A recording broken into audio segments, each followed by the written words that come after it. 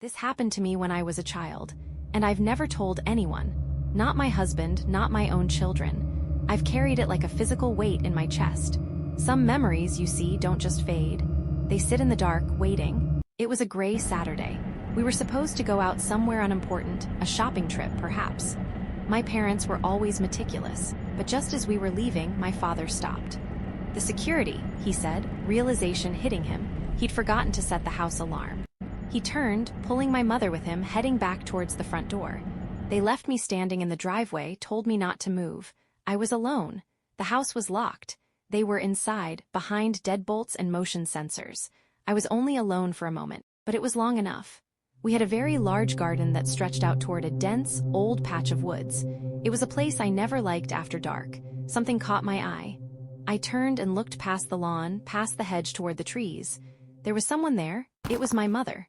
The back of her head, the distinct, heavy tan trench coat she'd bought last winter. I knew that coat. I'd just seen it on her back when she went inside the house. But there she was, walking away from me, moving toward the shadows of the woods. My mind just broke. I couldn't compute what I was seeing. She was in the house. She had to be in the house.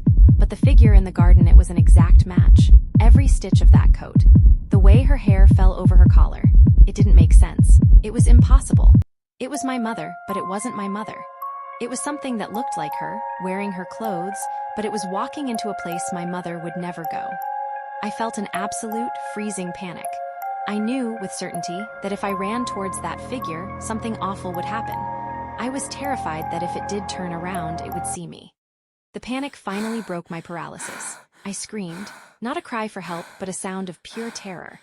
I turned my back on the garden, on the figure in the woods, and I ran. I ran back towards the house as if the devil himself were chasing me. I hammered on the front door with my small, closed fists. The door swung open almost immediately.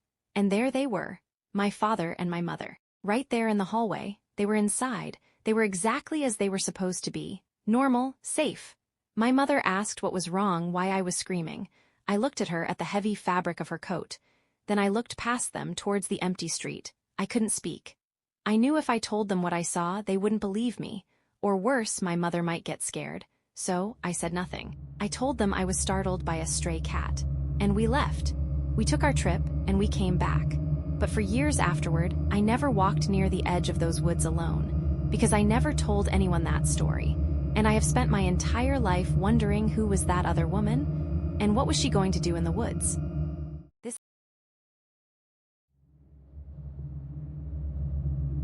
It was late September when I moved into the apartment on Vinton Street.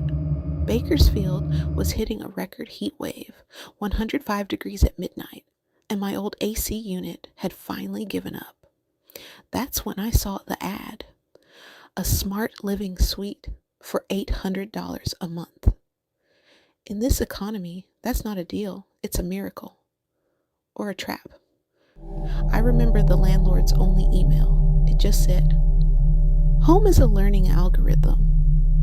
Be patient with it. And remember, if you aren't paying for the product, you are the product."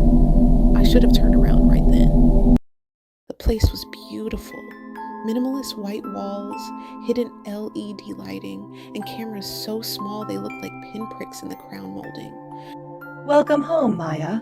I have analyzed your biometric data from the door handle.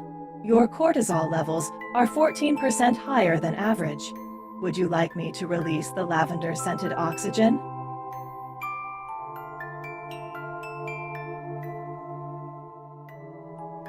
It was cool.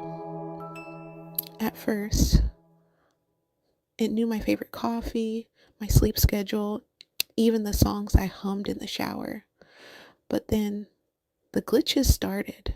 On Tuesday, I came home to find a meal already on the table. Chicken piccata, my mother's recipe. The exact one she used to make before the accident. I haven't searched for that recipe in years. I haven't even spoken about it.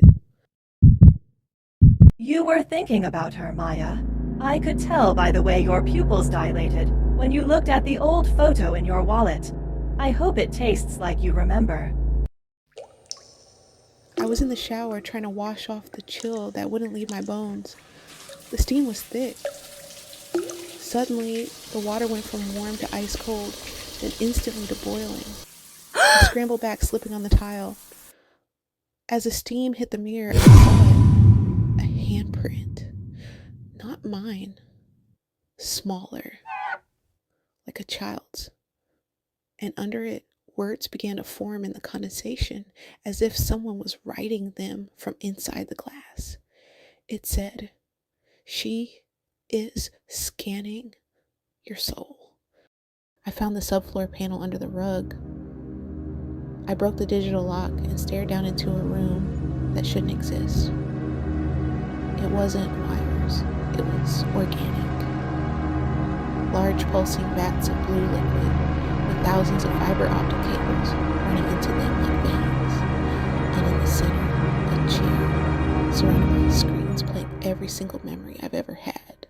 Not just videos, my thoughts, my fears, my dreams.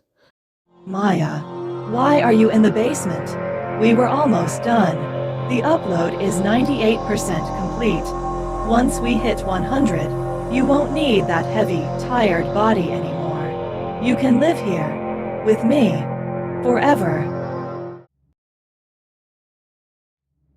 Have you ever looked out your window at night and felt like the shadows were just a little bit taller than they should be?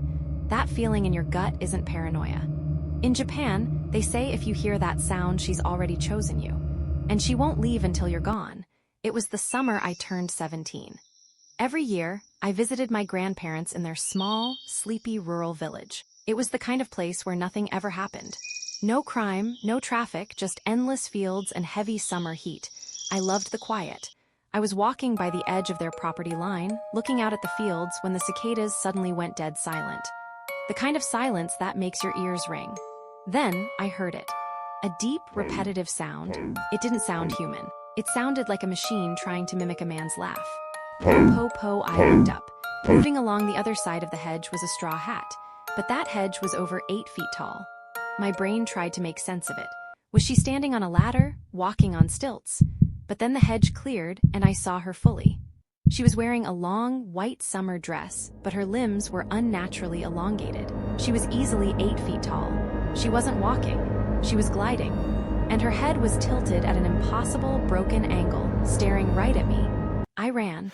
I didn't care if I looked ridiculous. I sprinted into my grandparents' house, trembling, and slammed the door shut. When I told my grandfather about the tall woman in the white dress and the po-po-po sound, the color completely drained from his face. He dropped his tea. The cup shattered. "Hachisakusama," he whispered. My grandmother immediately rushed to lock every window, drawing the heavy curtains. Grandfather explained that she was an ancient, malevolent spirit trapped in the region. She targeted young people, obsessing over them for days until they eventually vanished, never to be seen again. And because she had seen me, I was running out of time. My grandfather acted fast. He turned a small, windowless storage room into a sanctuary. He covered the walls in protective talismans and placed bowls of salt in the corners. "Do not open this door until 7 a.m. tomorrow," he warned me through the wood. "No matter what you hear, no matter who calls your name." Around 2 in the morning, the nightmare truly began. I heard a knock. Then my grandfather's voice called out to me. It sounded perfectly warm, perfectly real. He told me the danger had passed. I stood up, my hand reaching for the doorknob. But then I looked down.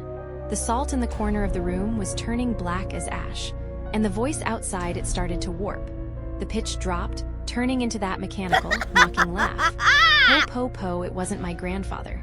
She was right outside the door, tapping against the wood with fingernails that sounded like glass. I spent the next 5 hours curled in a fetal position, blocking my ears as she mimicked the voices of everyone I loved, begging me to open the door.